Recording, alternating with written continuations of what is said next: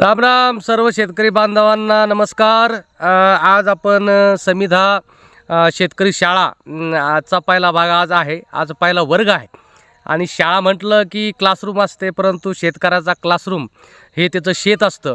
म्हणून आपली ही जी शेती शाळा आहे आपण थेट शेतातून घेत आहोत। दर आठवड्याला ही शेतकरी शाळा असणार आहे आणि समिधा उद्योग समूहाच्या सोबत जोडलेले जे 500 शेतकऱ्याचा जो समूह आहे त्यांच्यासाठी ही शेतकरी शाळा आहे। या शेती शाळेमध्ये वेगवेगळे विषय आपण दर आठवड्याला घेणार आहोत आणि आजची पहिली शेती शाळा असल्यामुळे आजच्या पहिल्या दिवशी ही शेती शाळा काय आहे, समिधा उद्योग समूह काय आहे आणि ह्या समिधा उद्योग समूहातील जो शेतकरी गट आहे ही संकल्पना काय आहे याच्याविषयी सविस्तर माहिती आजच्या या वर्गात आपल्याला मिळणार आहे। तर एक साथ नमस्ते करून आपण आजच्या आपल्या वर्गाला सुरुवात करूया। आणि या शेती शाळेमध्ये आज एक महत्त्वाचा विषय आपल्याला समजून घ्यायचा आहे। शेतकरी आणि शेती हे दोन विषय असे आहेत की याच्यावर जितकं आपण विचारमंथन करू तितकं कमीच आहे। कारण आज या देशातील 50 ते 60% जे लोक आहेत ते या शेतीवर अवलंबून आहे आणि 100% लोक जे जगत आहेत ते फक्त शेती उत्पादनावर जगतात। परंतु या शेतीची जी दुर्दशा झालेली आहे, या शेतीमध्ये ज्या अडचणीचं वारूळ आमच्या समोर उभा आहे, 10 तोंडी राक्षस जसा रावण आहे तो मरता मरत नाही, तसं 10 तोंडासारख्या अनेक अडचणी, रावणासारख्या भयानक अडचणी आमच्या शेतकऱ्याच्या आयुष्यामध्ये आहे आणि त्या अडचणीवर उपाय शोधण्याचे जे प्रयत्न आहे वेगवेगळ्या स्तरातील वेगवेगळ्या समूहातील लोक करत असतात। आणि शेती आणि शेतकरी याची व्याप्ती इतकी मोठी आहे की तिथे 1-2 जणांना काम करून चालणार नाही आहे, तर आपण अनेक जणांनी एकत्र येऊन या अडचणी दूर केल्या पाहिजे। तर मित्रहो, शेतीमध्ये ज्या अडचणी आहे त्या एकट्यानं सुटण्यासारख्या नाही आहे। अडचणी जर मोठ्या असतील तर अनेकांनी एकत्र येऊन ते सोडवता आले पाहिजे। शेतीमधल्या ज्या अडचणी आहे त्याला जर त्या संकटासोबत जर आम्ही एकटे लढत असू तर आम्ही हरणार आहे, नाही आम्ही जिंकणार नाही आहे। आणि आम्ही जो हरत चाललेलो आहे त्याचं दृश्य स्वरूप आज आपण समाजामध्ये पाहतो आहे। आज शेतीला प्रतिष्ठा नाही आहे। शेतीला जर प्रतिष्ठा असतीच तर शेतकऱ्यांच्या मुलांची लग्नही वेळेवर झाली असती। आज शेतकऱ्याच्या मुलाला मुलगी भेटत नाही आहे किंवा शेतकऱ्यालासुद्धा स्वतःची मुलगी शेती करणाऱ्या मुलाला द्यावीशी वाटत नाही आहे। त्याचं कारण काय, तर शेती हा जो उद्योग आहे ना, हा उद्योग तोट्याचा आहे। वास्तविकता हीच आहे, शेती परवडत नाही। मग अशा परिस्थितीमध्ये ही शेती का परवडत नाही, या शेतीमधल्या ह्या अडचणी ज्या आहे, अडचणी जर आहे तर त्या अडचणीवर उपाय काय करता येईल याचा अभ्यास करण्यासाठी आणि त्याच्यावर नुसता अभ्यास करून चालणार नाही तर त्याच्यावर काम करण्यासाठी समिधा उद्योग समूह बदनापूर तालुक्यामध्ये नवे जालना जिल्ह्यामध्ये समिधा उद्योग समूह गेल्या 7 वर्षापासून काम करत आहे। तर आता थोडक्यात आपण जर अडचणीचा जर विचार केला तर प्रामुख्यानं अडचणी तर अनेक आहेत, पण प्रामुख्यानं अडचण काय आहे तर आज आमच्या जमिनीची उत्पादकता कमी झालेली आहे। आपण काय म्हणतो की पहिल्यासारखी खतं राहिली नाही, खताचा तेवढा परिणाम होत नाही आहे, नाही आपण म्हणताना हे म्हणतो की डुप्लिकेट खतंसुद्धा आलेली आहे। खतांमध्ये काही परिणाम झालेला नाही आहे, नाही काही प्रमाणात झालेलं असेल, परंतु खतांमध्ये उलट जास्त दर्जाची खतंसुद्धा आता मार्केटमध्ये आहे, पण शेतीला ती खतं लागू होत नाही। खतं का लागू होत नाही शेतीला, कारण जमिनीची उत्पादन क्षमता ही दिवसेंदिवस कमी होत चाललेली आहे। आणि ती कशी कमी होत चाललेली आहे तर आपण आता ह्या एका व्हिडिओद्वारे ते बघूया। माती का निघून चालली आहे, कुठं निघून चालली आहे हे पहा। जी आधी वाळू होती तिची माती होते जर तुम्ही त्यात सेंद्रिय सामग्री टाकली तर, जी माती होती तिची वाळू बनते जर तुम्ही त्यातली सर्व सेंद्रिय सामग्री काढून टाकली तर। जर तुम्ही एखाद्या पावसाळी जंगलात गेलात तर मातीतली सेंद्रिय सामग्री 70%हून अधिक असेल। सामान्य शेत जमिनीमध्ये किमान सेंद्रिय पातळी जी असलीच पाहिजे मातीला माती म्हणण्यासाठी ती म्हणजे 3 ते 6%। 3% म्हणजे सर्वात किमान पातळी। पण आज उदाहरणार्थ भारताच्या मातीच्या 62% भागात सेंद्रिय सामग्री अर्ध्या टक्क्याहूनही कमी आहे। तर अक्षरशः आपण वाळवंटीकरणाच्या उंबरठ्यावर आहोत। संबंध जगभरात हीच स्थिती आहे, केवळ एका देशात नाही।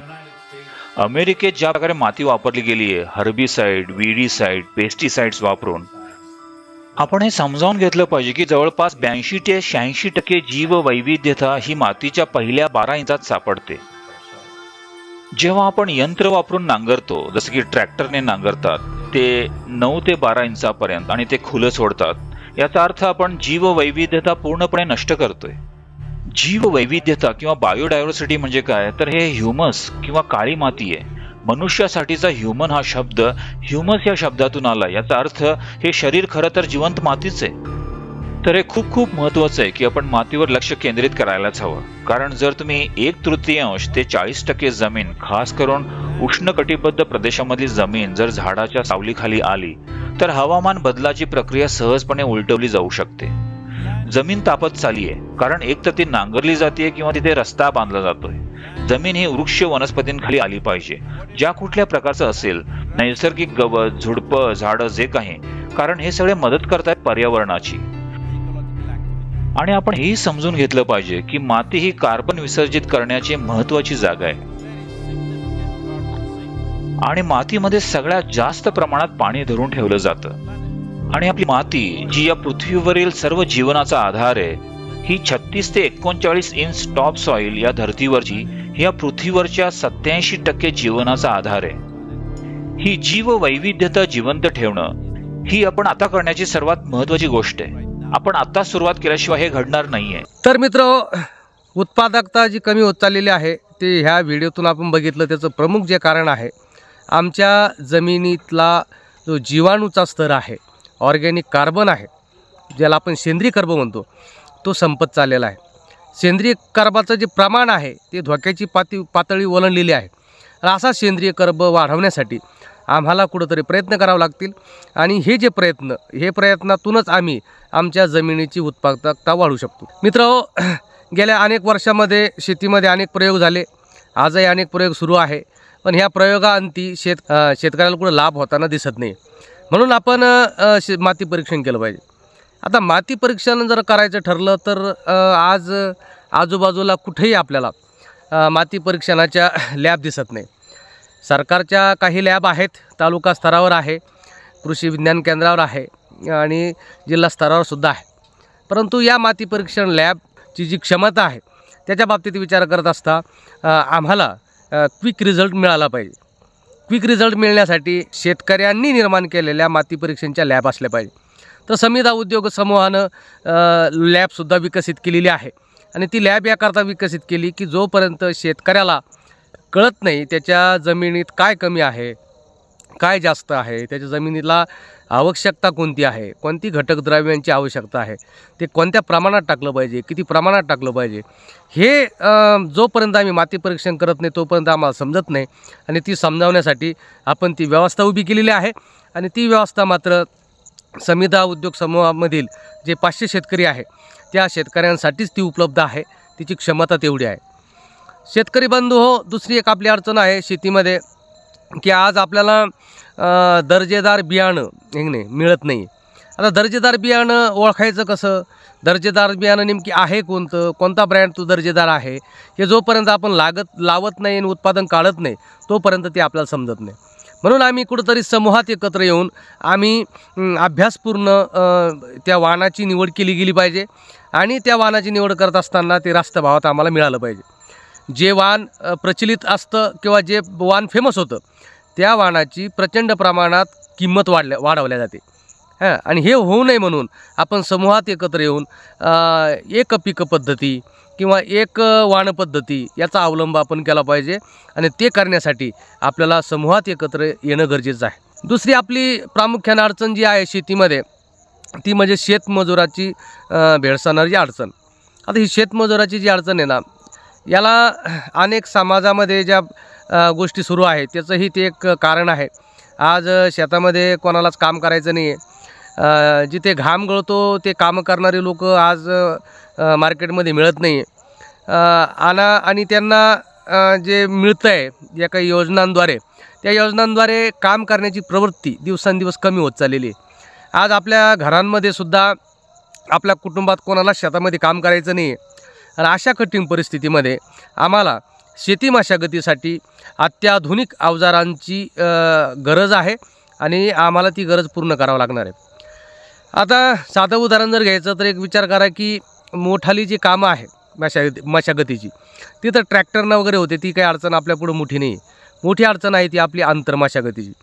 जेव्हा शेतामध्ये तण उगतं, त्या तणाला काढण्यासाठी आपण नाविलाजानं लेबर मिळत नसल्यामुळं आपण अत्याधिक तणनाशकाचा वापर करतो आणि या तणनाशकामुळे सुद्धा आपल्या जमिनीची अनेक प्रकारे अनेक जीवाणूंची संख्या त्या तणनाशकामुळे कमी होत आहे. मग याच्यावर उपाय काय? तर याच्यासाठी ब्रश कटरसारखा उपाय आहे, है नाही, छोटे पॉवर विडरसारखा उपाय आहे. हे उपाय जर आपण केले, या मशिनरींचा जर वापर आपण आपल्या शेतांमध्ये जर केला तर तणाचं व्यवस्थापनही होईल आणि या यंत्राच्या उपयोगामुळं आपल्या शेतीमध्ये जे तणाद्वारे कंपोस्ट तयार होईल आणि आपल्या जमिनीचा ऑर्गॅनिक कार्बन सुधारण्यासाठी सुद्धा याची खूप मोठी मदत होणार आहे. पण अडचण अशी आहे की 25-30 हजार रुपयाचा ब्रश कटर आहे आणि छोटे शेतकरी आपण आहोत, ते आणायला आपलं परवडत नाही.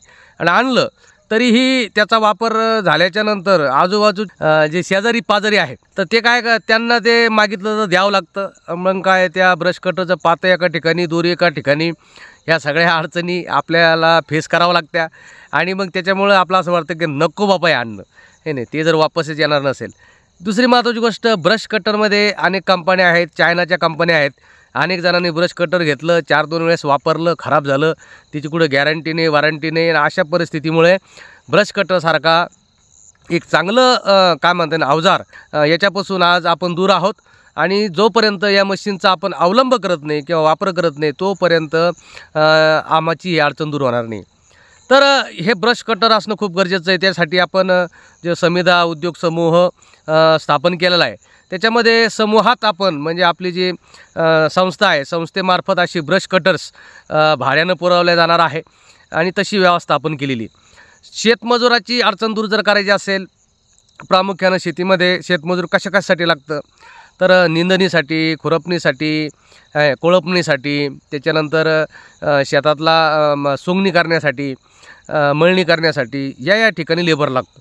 परंतु ह्या सगळ्याचा जर यंत्राचा वापर जर वाढला, power tiller, brush cutter, mist blower अशी साधने जर आपण जर आपल्या शेतामध्ये वापरली तर नक्कीच या मजुराच्या अडचणीपासून आपण सुटका करू शकतो. आणि त्यासाठी समिधा उद्योग समूहामधून अशी जी अत्याधुनिक अवजारे आहे ती विकत घेण्यापेक्षा समूहात विकत घेऊन आपण भाड्यानं वापरण्याचं काम याच्यामधून करणार आहे. मित्रहो, शेतीमध्ये ज्या अडचणी आहेत त्या अडचणीला जर तोंड द्यायचं असेल तर आम्हाला अभ्यासपूर्वक त्यामध्ये उतरावं लागणार आहे. शेती ही एक प्रयोगशाळा आहे, याच्यात दररोज आम्हाला प्रयोग करावा लागणार आहे आणि त्या प्रयोगातूनच आम्हाला शेतीला समृद्ध करता येईल. म्हणून आम्हाला आमच्या शेतामध्ये समतोल खतांचा वापर करावा लागणार आहे, समतोल कीटकनाशकांचा वापर करावा लागणार आहे. आम्हाला शेतीला मातीला तपासून आम्हाला एक तंत्रशुद्ध पद्धतीनं शेती करावं लागणार आहे. आमच्या शेतीमध्ये आमच्या पिकावर येणारे जे वेगवेगळे रोग आहेत, या रोगांच्या बाबतीत जर आपण एखाद्या कृषी सेवा केंद्राकडे गेलो आणि त्याला सांगितलं मला याच्यावर हा रोग पडलेला आहे आणि हाच प्रयोग आपण जर 10-12 दुकानदाराकडे गेलो तर प्रत्येकजण एक वेगळी ट्रीटमेंट देतो, तेव्हा प्रश्न हा पडतो की नेमकी योग्य ट्रीटमेंट कोणती. तर त्यासाठी कृषी विज्ञान केंद्र आहेत, कृषी विद्यापीठं आहेत, मोसंबी संशोधन केंद्र आहेत. या ज्या व्यवस्था आहेत या व्यवस्थांचा उपयोग करून योग्य रस्ता, योग्य मार्गदर्शन कीड नियंत्रणामध्ये आम्ही करू शकू.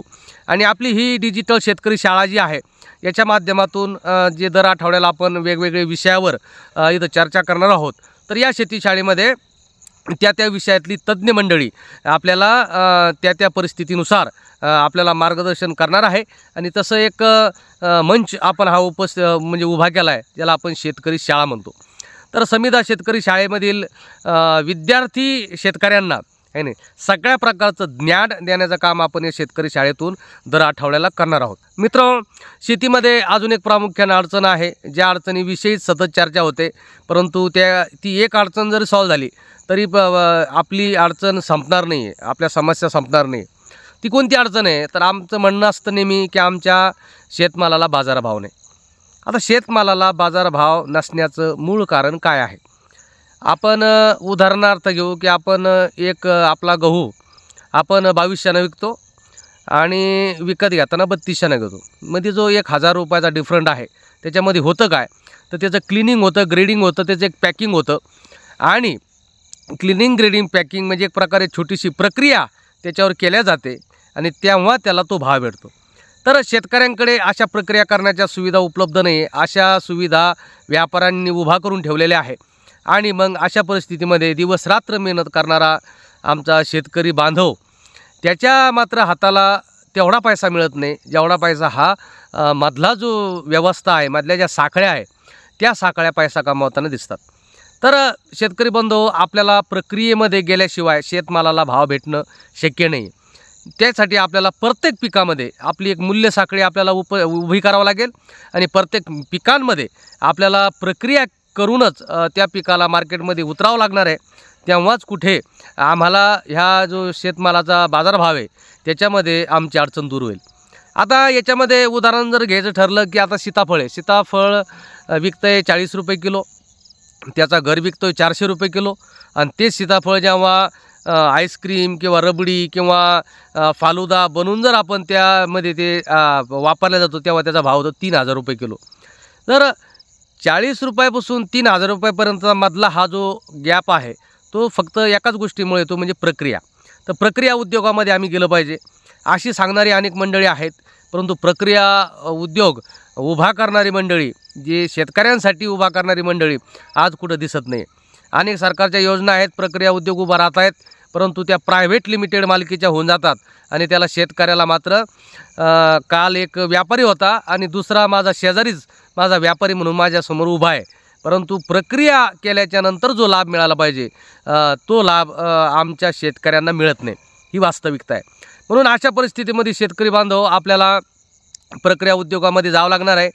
अन्नधान्य असतील, त्याच्यानंतर डाळी असतील, त्याच्यानंतर तेलबिया असतील, ह्या सगळ्या विषयामध्ये आम्हाला एक सप्लाय चेन डेव्हलप करणं आहे, एक मूल्य साखळी उभा करणं आहे आणि प्रक्रिया करूनच आम्हाला हा शेतमाल उत्पादनं आम्हाला मार्केटपर्यंत पोहोचावं लागणार आहे. आज जगामध्ये 700-800 कोटी लोकसंख्या आहे. आमचं मार्केट जे 700-800 कोटीचं आहे त्या मार्केटवर आम्ही ध्यान दिलं पाहिजे. आमचं मार्केट आमच्या जिल्ह्यापुरतं, आमच्या तालुक्यापुरतं किंवा आमच्या गावापुरतं मर्यादित झालेलं आहे. जागतिक मार्केटमध्ये आम्हाला जर उतरायचं असेल तर आम्हाला समूहात एकत्र येणं गरजेचं आहे. मित्रहो, गेल्या 15 वाड्यामध्ये जेवढी मोसंबी विदेशामध्ये निर्यात झालेली आहे त्या मोसंबीला 200 रुपये किलोचा भाव भेटलेला आहे आणि आज आमचा शेतकरी 10 रुपये किलो, 15 रुपये किलो ती मोसंबी व्यापाऱ्याला विकतो आहे. तर हा जो मधला जो एवढा मोठा डिफरंट आहे तो जर काढायचा असेल तर आम्हाला एकत्र आल्याशिवाय पर्याय नाही. जोपर्यंत आम्ही एकत्र येणार नाही, एकमेकावर विश्वास ठेवणार नाही, तोपर्यंत ह्या अडचणीतून आम्ही बाहेर जाणार नाही. म्हणून आपल्याला कळकळीची विनंती आहे की आम्हाला समूहात एकत्र आलं पाहिजे. समूहात एकत्र येऊन आपण या आपल्या अडचणी दूर केल्या पाहिजे. अनेक अडचणी आहे, कोणत्याही अडचणीवर बोट ठेवा. ती अडचण जर दूर करायची असेल तर जोपर्यंत आम्ही एकत्र येत नाही तोपर्यंत ह्या अडचणी दूर होत नाही. पण वास्तविकता अशी आहे की आम्हाला एकटी यायचं नाही, एकत्र यायचंच नाही आम्हाला, आणि आम्हाला समूह बनवायचा नाही आहे. अनेक आतापर्यंत गेल्या 10-20 वर्षामध्ये अनेक गट बनले, गट विभागले, अनेक कंपन्या बांधल्या, कंपन्या संपल्या, अनेक गोष्टी झाल्या हे नाही. परंतु ज्या गोष्टी झाल्या त्या झाल्या, परंतु कुठंतरी पुन्हा नव्या उमेदीने, नव्या उभेरीने आपण समूहात एकत्र येऊन काम केलं पाहिजे. आज समाजामध्ये आत्मकेंद्रीपणा झालेला आहे, म्हणजे माझंच भलं कसं होईल हा विचार करणारे लोक आहेत. आणि अशी लोक अनेक लोकांकडून शेअर्स जमा करून, वर्गण्या जमा करून, अनेक हे गोष्टी करून, अनेक वेगवेगळी स्वप्न दाखवून एक प्रकारे शेतकऱ्याला त्यांनी लुबाडलेला आहे. परंतु मग अशा परिस्थितीमध्ये आमच्यासारखा एखादा समूह जरी आपल्यासमोर आला तर आपल्याला तेच वाटतं की कारण आपलं तोंड पोळलेलं आहे की नाही, आपलं तोंड पोळलेलं आहे. जो तो आला काहीतरी घेऊन गेला, परंतु दिलं काहीच नाही. परंतु समिधा उद्योग समूह आणि त्याचा गेल्या 7 वर्षाचा जो प्रवास आहे तो प्रवास सर्वसामान्यांना डेव्हलप करण्यासाठी आहे. आणि सगळ्या अडचणी, आणि मग ते भांडवलाची अडचण असेल शेतीमध्ये ती दूर करण्यासाठी समिधा महिला अर्बनसारखा संस्था स्थापन केली, जी कोण्या कुटुंबाची किंवा व्यक्तीच्या मालकीची नाही आहे तर ती समाजाच्या मालकीची आहे.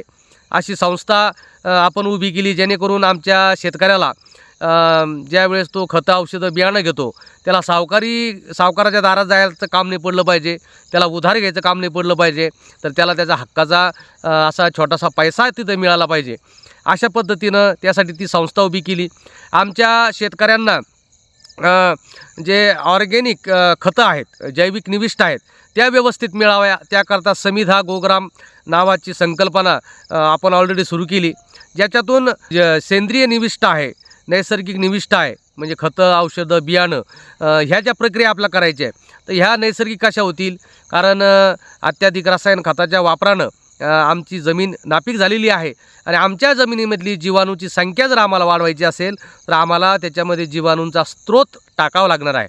जीवाणू खतांचा वापर करावा लागणार आहे, गांडूळ खतांचा वापर करावा लागणार आहे, जीवामृत, घनजीवामृत यासारख्या निविष्टांचा वापर करावा लागणार आहे. तेव्हा आमच्या जमिनीची उत्पादकता आणि सेंद्रिय कर्ब वाढणार आहे. म्हणून अशा व्यवस्था आपण उभा केल्या आणि शेवटीला आजच्या शाळेच्या या वर्गामध्ये शेवटीला एक आनंदाची बातमी तुम्हाला सांगतोय की बदनापूरमध्ये भारत सरकारने आणि राज्य सरकारने मिळून आपल्या समिधा उद्योग समूहाला एका उद्योगाची मान्यता दिलेली आहे, ज्याच्यामध्ये 10 करोड रुपये गुंतवणूक करून सीताफळ प्रक्रिया उद्योग, ज्यामध्ये सीताफळाचा गर काढण्यापासून त्याची आईस्क्रीम आणि इतर प्रोडक्ट बनवण्यापर्यंतची ती फॅक्टरी असेल. त्यानंतर मोसंबीचं ग्रेडिंग, क्लिनिंग आणि वॅक्सिनेशन करून विदेशात ती मोसंबी कशी निर्यात करता येईल किंवा पॅकिंग करून ती मोठ्या ग्राहकापर्यंत कशी पोहोचवता येईल याची व्यवस्था, म्हणजे ती एक फॅक्टरी आपण त्याच्यात ॲड झालेली आहे. त्याच्यानंतर अद्रक लसूण पेस्ट प्रक्रिया उद्योग आहे, मिरची सॉस आणि पेस्ट आणि ठेचा हा प्रक्रिया उद्योग त्याच्यामध्ये आहे. शिवाय आपले जे अन्नधान्य आहे त्याचं क्लिनिंग आहे, ग्रेडिंग आहे, पॅकेजिंग आहे, हे सगळं एक सहकारी पद्धतीनं किंवा सहकारी तत्त्वावर आपण उभा केलेलं आहे. या फॅक्टरीमध्ये येणारा माल त्या फॅक्टरीच्या मालकांचा म्हणजे त्या शेतकऱ्यांचा असेल आणि या सगळ्या फॅक्टऱ्यांच्या मालकी आम्ही खुली केलेली आहे. सगळ्या शेतकऱ्यांना ती मालकी आपण देऊन टाकणार आहोत. म्हणून आपण 500 शेतकऱ्यांचा समूह तयार केलेला आहे. आतापर्यंत 200 ते 250 शेतकऱ्यांनी या गटामध्ये स्वतःची नोंदणी केलेली आहे आणि या शेतकऱ्यांना आपण या सर्व उद्योगांची मालकी देऊन त्यांना 40 रुपये सीताफळं विकण्यापेक्षा त्यांना 400 रुपये त्या प्रक्रियेतून कसे भेटतील अशा पद्धतीचं नियोजन याच्यामध्ये केलेलं आहे. आजचा पहिली शेती शाळा आणि पहिला वर्ग होता म्हणून फक्त एक 20-25 मिनटं तुमची घेतले. आणखीन एका मुद्द्यावर सविस्तरपणे आपण चर्चा करणार आहोत. खाली एक नंबर आहे, त्या नंबरवर संपर्क करा आणि आपणही सुद्धा या समिधा उद्योग समूहामध्ये सहभाग घ्यावा. आम्ही कोणत्याही प्रकारचे शेअर्स आपल्याकडून घेणार नाही आहे, कोणत्याही प्रकारची वर्गणी आपल्याकडून करणार नाही आहे. मात्र आपण आपल्या बचतीच्या मार्गावर जाऊन आपण आपला हा समूह बनवणार आहोत आणि या समूहाद्वारे आपण आपल्या शेतकऱ्यांचं माती परीक्षणापासून शेतमाल विक्रीपर्यंतची व्यवस्था समूहात एकत्र येऊन करणार आहोत. तर आपण वेळ दिला त्याच्याबद्दल धन्यवाद. पुन्हा भेटूया पुढच्या आठवड्यामध्ये डिजिटल शेतकरी शाळेमध्ये. धन्यवाद.